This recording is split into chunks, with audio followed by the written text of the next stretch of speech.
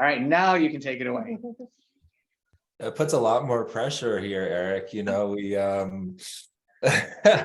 will you send me this afterwards? Are we going to be able to throw the red flag and get a video replay?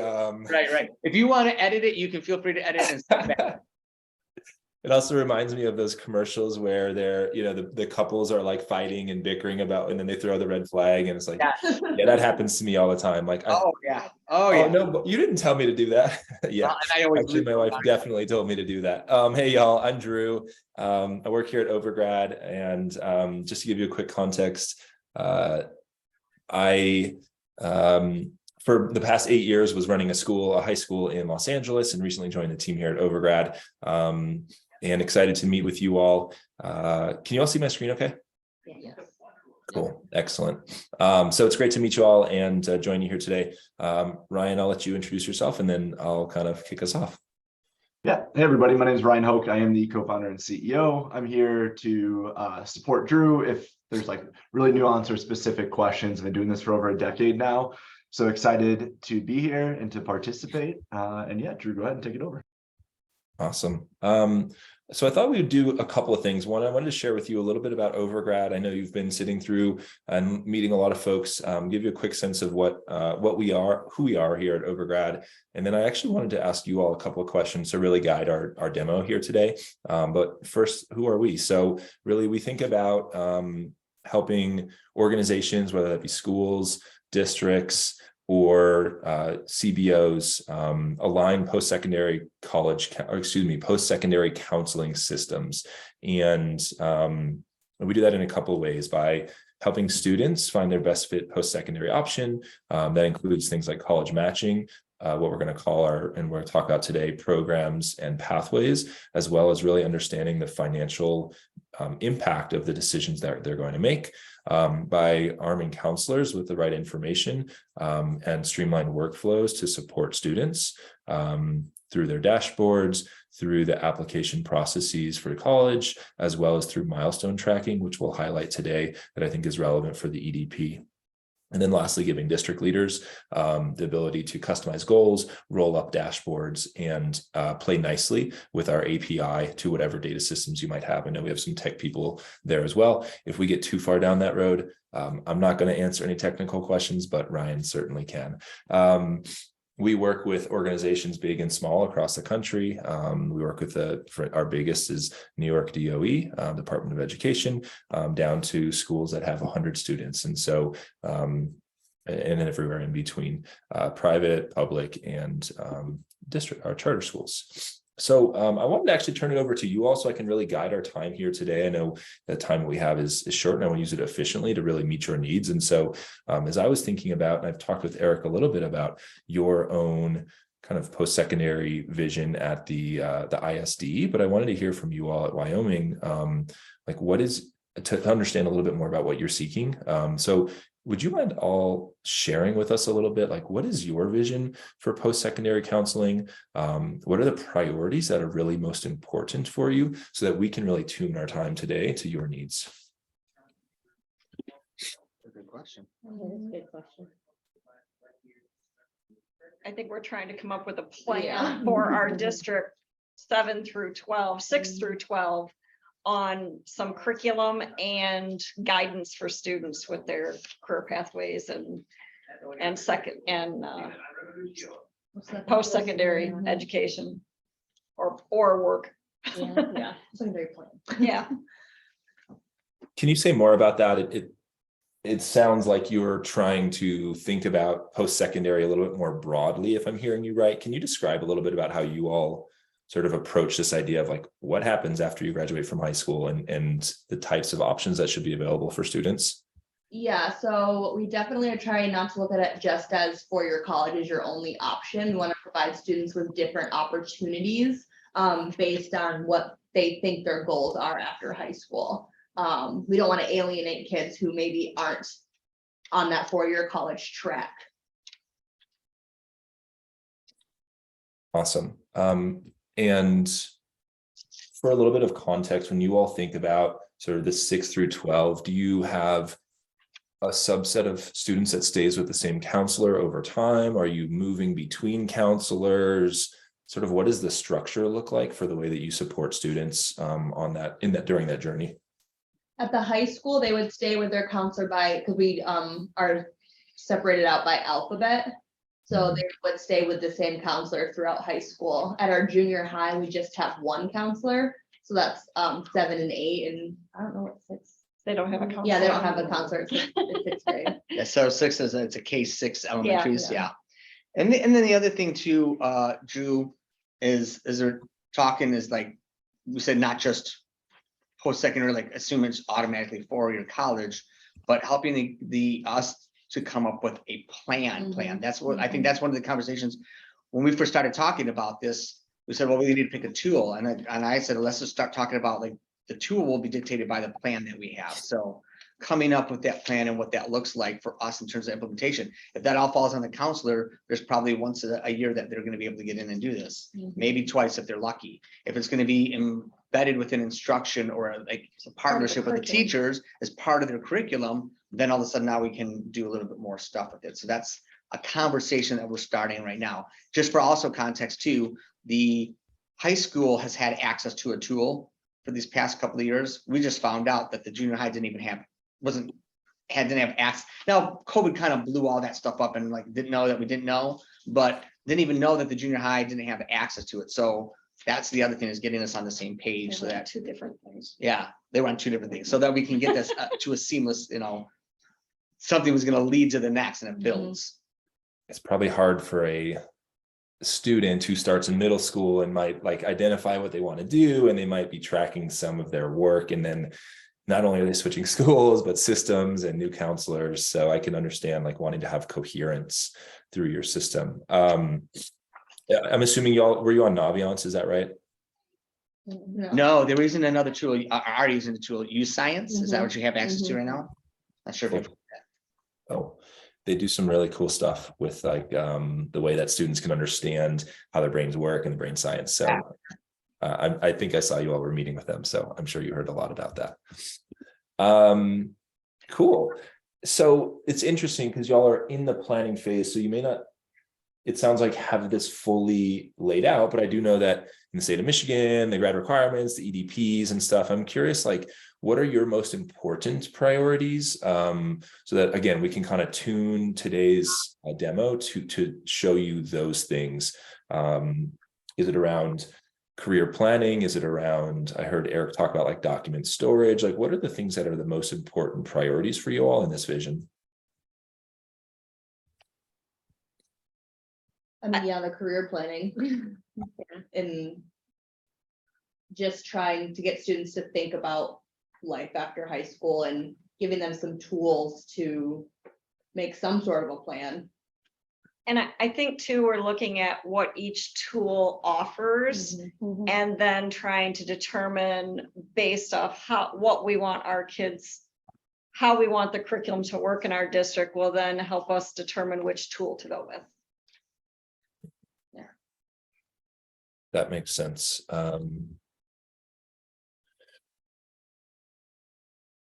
I'm curious, yeah, like when you think about the student interface, what are the things, some people are like, it's really important that it look a certain way, or our students are like used to these types of programs. Are there any other priorities with regards to the student interface, the counselor interface, the district level interface that you want to really name?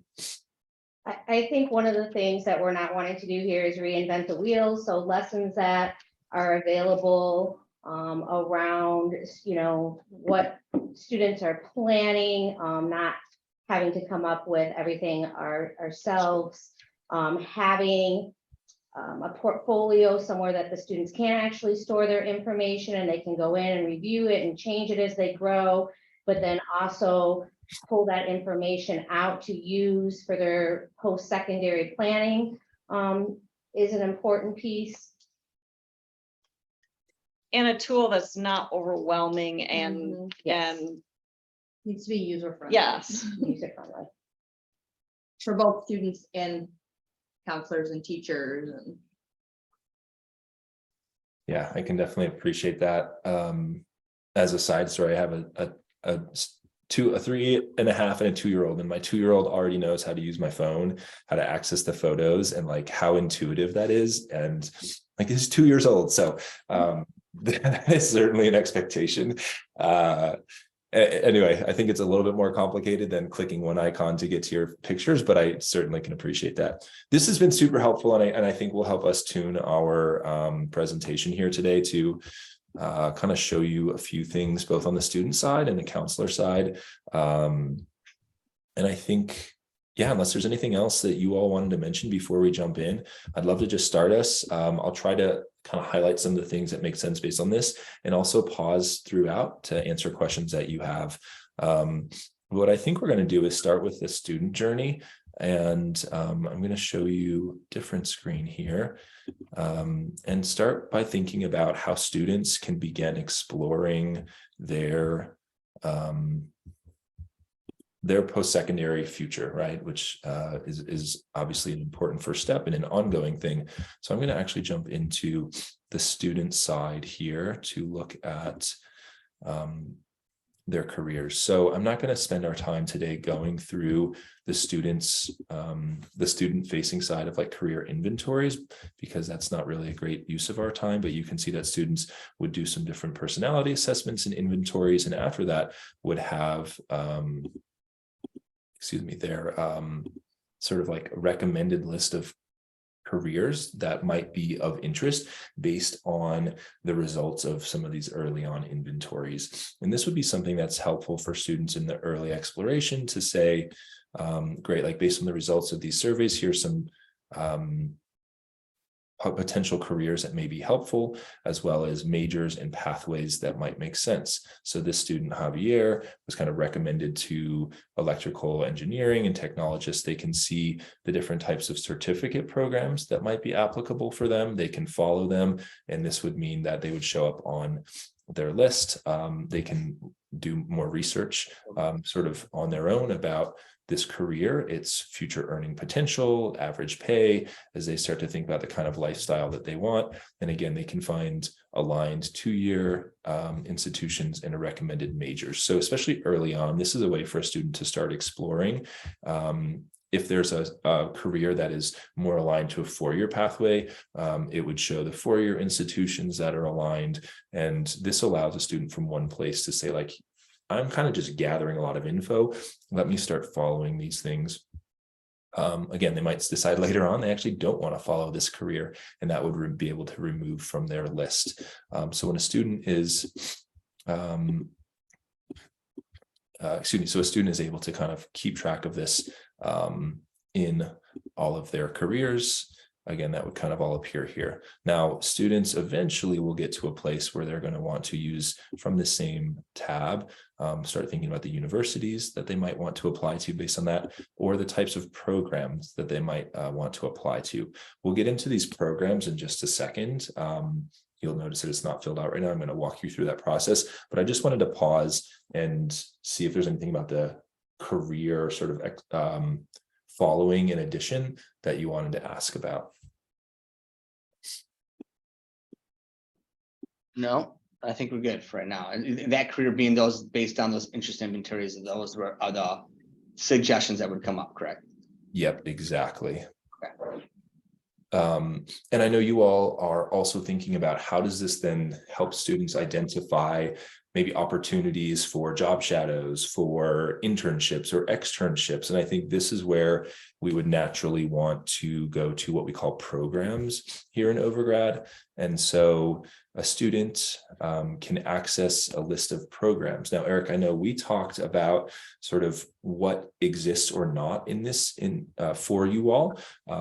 If you were thinking about Overgrad as a solution, this is essentially a database that you all can curate that would have opportunities both for post-secondary programs that might be relevant for your students. So, typically folks have a pretty localized kind of database. Like we know here in Grand Rapids, there are X number of opportunities, or, we know that our students might go to a boot camp in Detroit, and that's like a really good option for some of our students. Those kinds of things would be able to be housed in what we call programs here.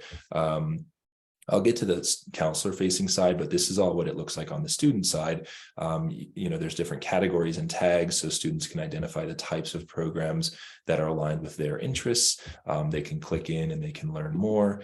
They can follow programs, they can see where and how to apply, the eligibility. Again, this is a localized database, and so we're not going to upkeep this, but rather this would be where you would keep those things. So that would be like on the post-secondary side. You can also see this tab here where students could actually access the types of opportunities that you're making available to them in high school. So maybe there is an internship that exists with a local company that would be in here. Maybe you have certain job shadow opportunities that you know are available to all of the students and you want to post them. And so you might say, we have in March, we have a job shadow day and you have 5 different options to go see an electrical engineer. You might do sort of like have these baked in. Again, an opportunity for students to follow those programs, learn a little bit more about them based on what you're putting together. So I would kind of describe this as a flexible database for you to be thinking about the types of programs that are aligned to what you're offering. Again, searchability, flexibility with like the way that you categorize, maybe you want them only available to certain grade levels, etc. So I'm going to pause here on this idea of programs because this to me felt like it might align with as you're building out your sort of definition of the types of things that students can do. And I wanted to put this back on you all, like, how could you imagine, or where would this be valuable in organizing the opportunities available for your students?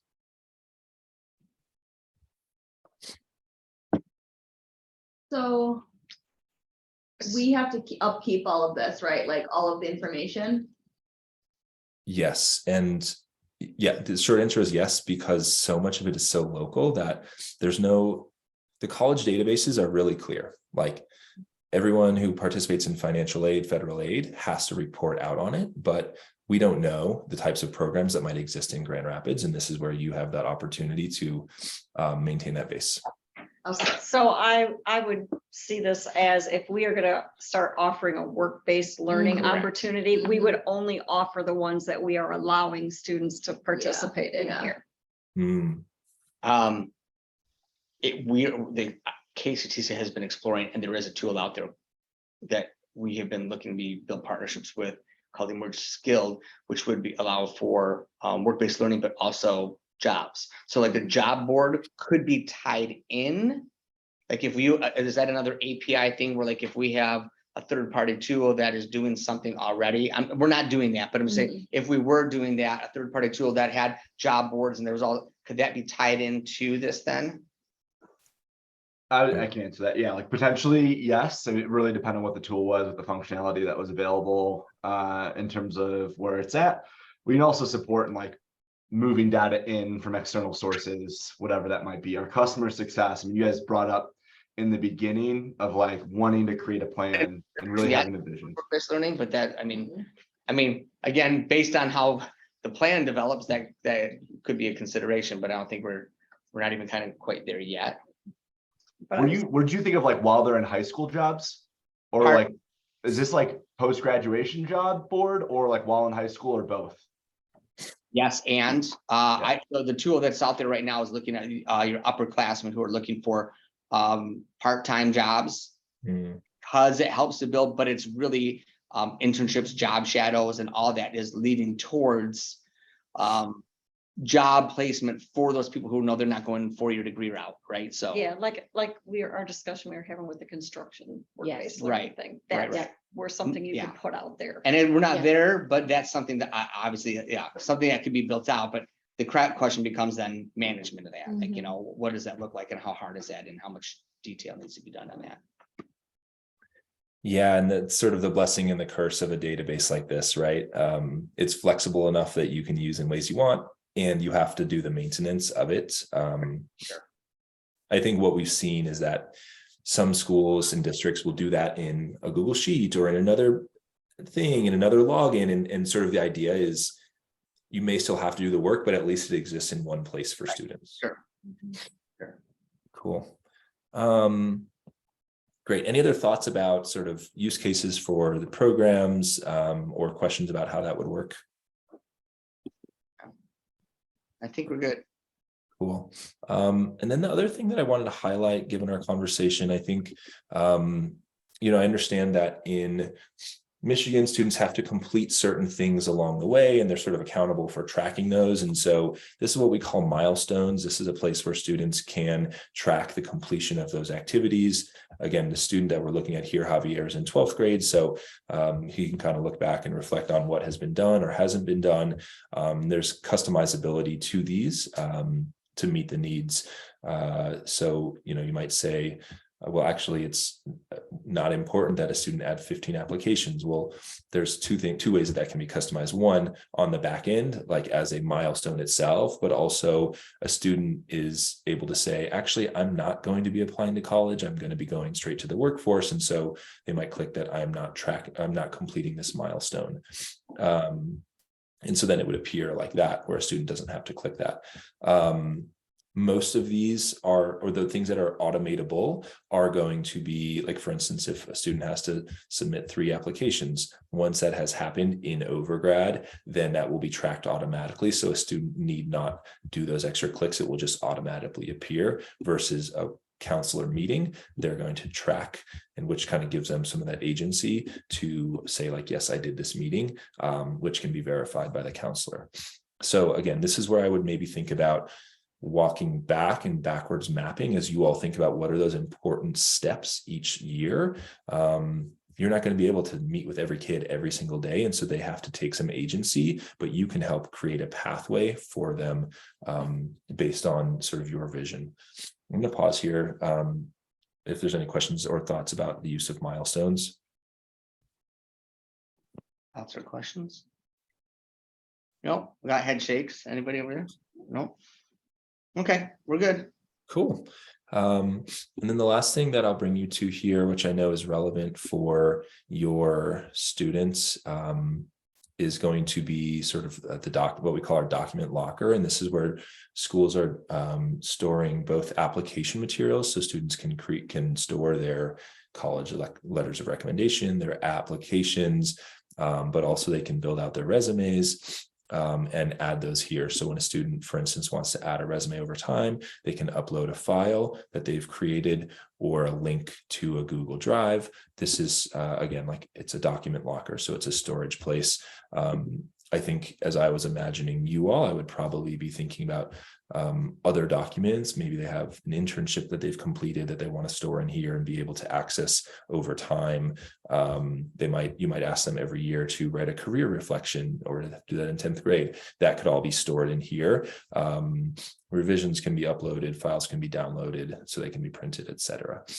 So this would be, I think, a place where I would imagine you all having students store and organize their files. Okay. Awesome. I'm going to pause here. And again, I'll just bring us back to like what the overall, this is all accessed from a student side.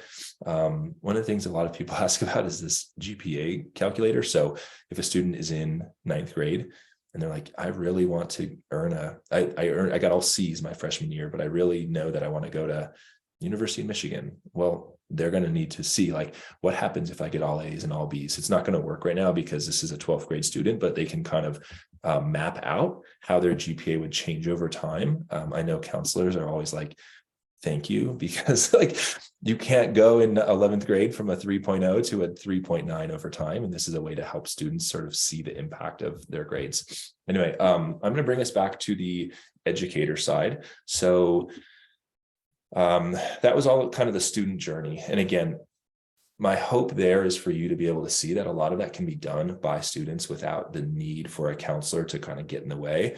You can set up this plan and structure for them to follow along, but you're going to be following along the student's journey. And so we talked most recently about milestones. And so I'm going to actually bring us back to milestones.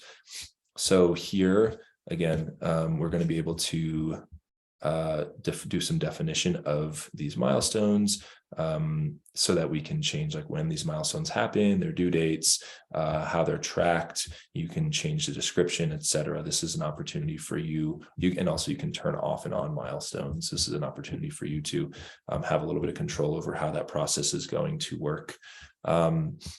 All of that student side data is going to come into the counselor side, and these metrics would be, this is what we call our indicators. And so you may say, as a district, we have like 4 leading indicators that we think are really important. Here, this has been set up so that it's tracking the number of applications, college applications, but you could set these up so that you might want to say we're tracking EDP completion for 9th grade. And this right here would give you a donut chart where you can immediately see who has and who has not completed those, whatever your sort of requirements might be. So you might have one for 9th grade EDP, you might have one for following a certain number of post-secondary options, which you could define as a combination of either a college application or a program following. Once you click into this, it's going to take you right to a student list. And so now that is filterable. So let's say, you're a specific counselor, and who's one that we want to see?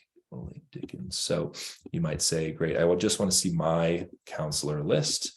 I can see of those students that are on my caseload who have not completed that 9th grade EDP requirements. Who are they? So now I can actually set up time to pull them from class, to meet with them. Now I've got this student list, and I can actually, even from this student list, I can send this student a direct message. So let's say we want to send Javier one. I could add notes here if there's like a meeting that I had with Javier, but I could also send Javier a note. Like, hey, Javier, I noticed you haven't done your EDP. Please come see me in 5th period. That's going to pop up for them in app, so they're going to be able to see that. Or you might say, Javier, please, I know we talked about this before, can you go ahead and mark completed the scholarships you're following? So I'm going to pause here. We've kind of gone from like a big data pool into a very precise student location, so that you can take actions on the students that need it most. I'm going to pause and see if there's any questions about that. We're getting no's. Okay. And this will kind of bring us then back full circle, where now let's say we've got Javier in a meeting. We have an opportunity to see all of Javier's sort of status in one place, his applications, financial aid award letters if the student is applying for college, as well as the programs and their future careers. So this is like a one-stop shop where we can see all the information that we might want about that student. We can check in with them about their milestones. Again, you can imagine how that can be helpful in this conversation to have it all in one place. If you want to talk with Javier about specific programs, that there actually is a program, a job shadow program that's coming back up. You wanted to align to him.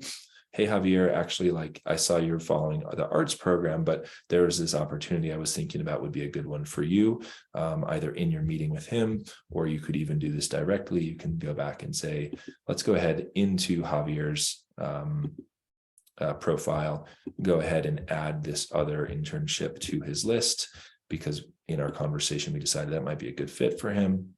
And now it's going to appear both on his side and on your side. So again, it's sort of like bringing us back full circle to the way that the student interface will come back to the teacher interface.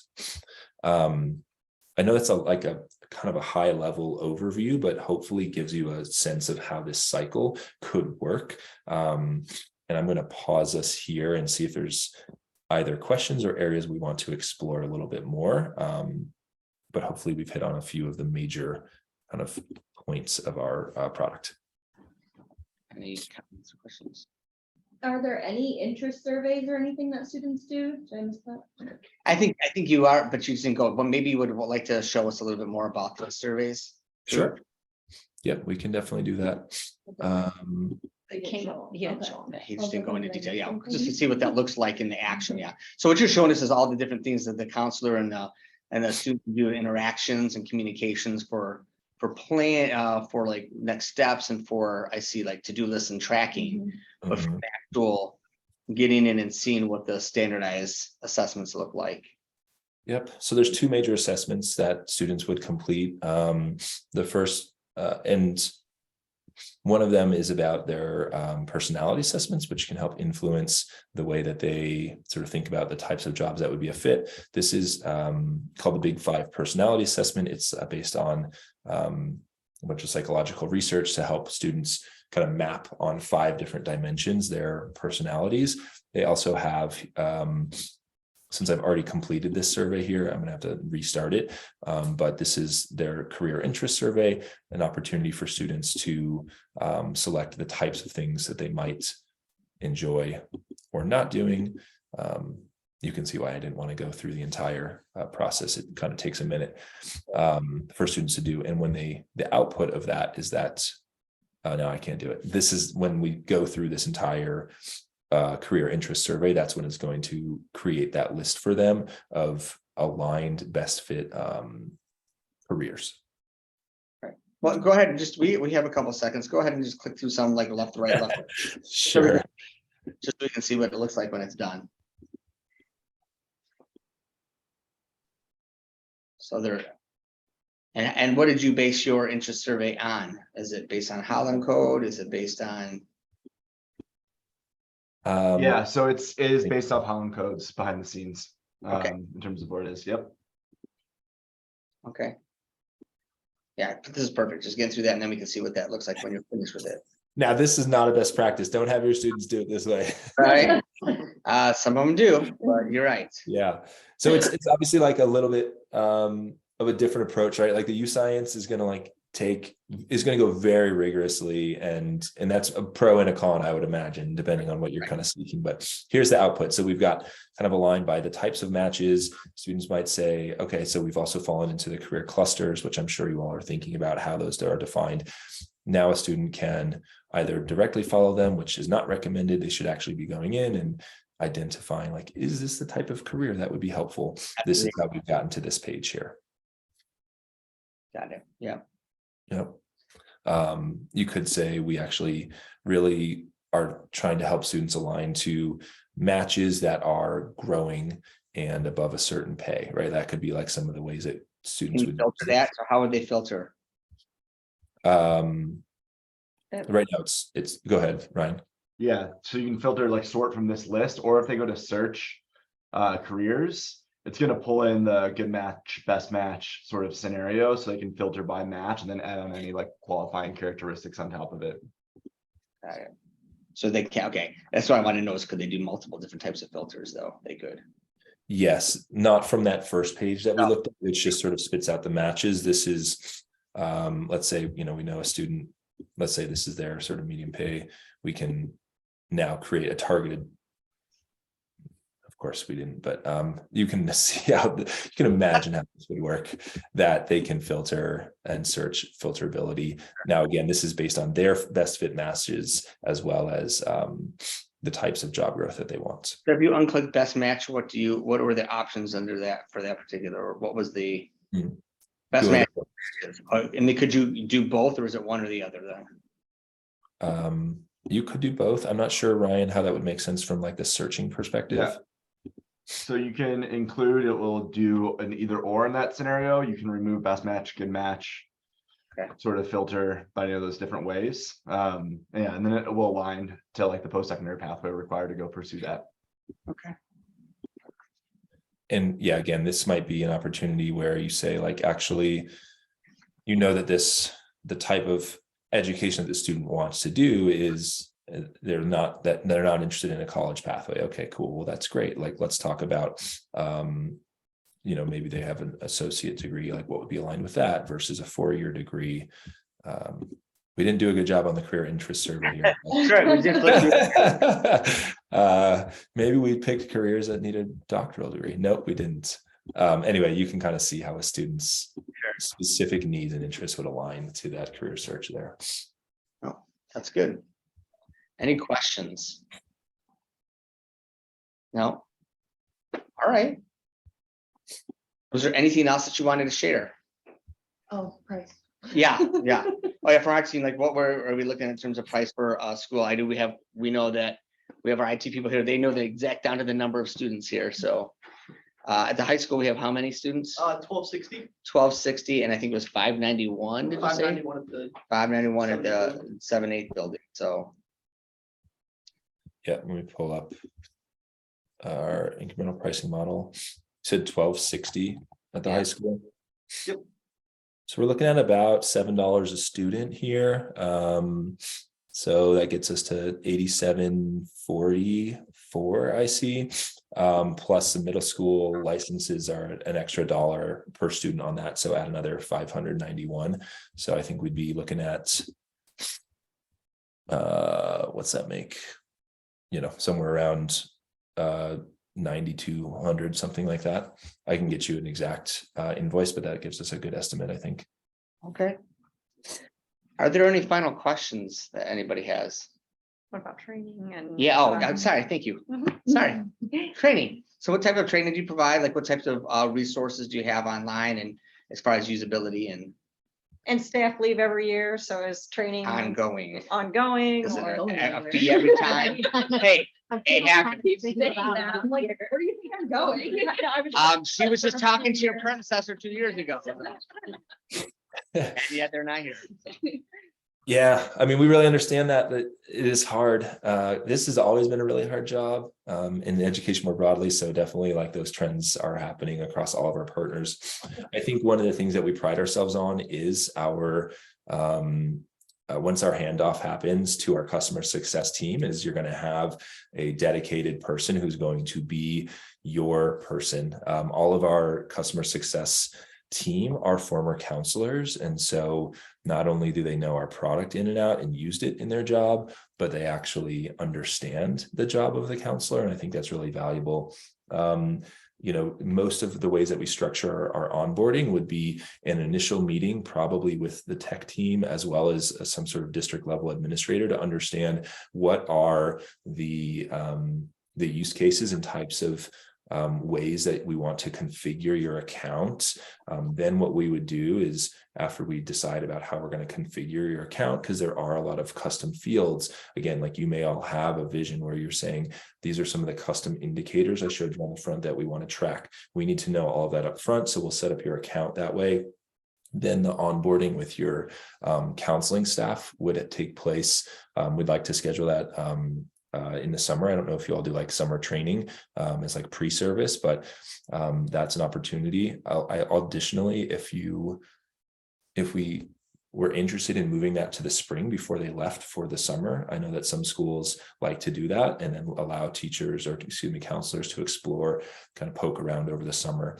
There would also be some like initial data uploading that our team will walk you through. The CSVs will need, the types of file types, the ways that those files are structured, et cetera. If you have a historic system, that could all be brought in, or if it's all in your SIS, we can show you how to export the right types of information. So then you'll get an hour training, typically a webinar online, and then a couple throughout the year at sort of the important points. So we would want to train you on the college application process. That would be something that we'll train your counselors in if they're moving, especially if they're moving from like a Naviance or something like that, as well as a couple intermittent throughout the year. If there needed to be like additional, let's say we had a new staff, so we've gone through that whole process, and then a year later we had 2 new staff. Yeah. Are we paying for training every year? If we know somebody needs a deeper dive into something, can they get a hold of your team to get just additional training? What does that cost look like that? Or is that hey, once we've paid for the tool, we're getting ongoing training as needed? So you're going to get the onboarding, and then you're going to have access to our customer service team. If there's like a specific training or kind of consultation outside of that normal scope that you'd want, we would like to organize a specific webinar for new counselors. We would have an hourly rate for that as an extra service. But this initial onboarding is all a part of the built-in cost. Okay. From a API and stuff like that, connections, did you have any questions about? You had said something Access. about having an API with your software. We have Synergy as our SIS. So do you have any APIs or any access to single sign-on with our, say, our student portal or parent portal? Yeah, so we don't have built-in single sign-on. We have Google single sign-on. Do you guys have Gmail-based email accounts or no? Yes. Okay, so there's Google single sign-on, which makes it pretty easy for password management, things along those lines. We can SFTP integrate for like programmatic updates, and the API is read-only right now. So it's for like extracting data if you want to combine it with other sources. Okay. Are you open to talking with our vendor about API access? For us, yes, we Okay. would be for sure as part of the implementation. Sorry, I didn't realize that was a question for. Those acronyms I'm not familiar with. I'm going to turn that to you, Ryan. Right, the technical, yeah. That's what some of our colleges said.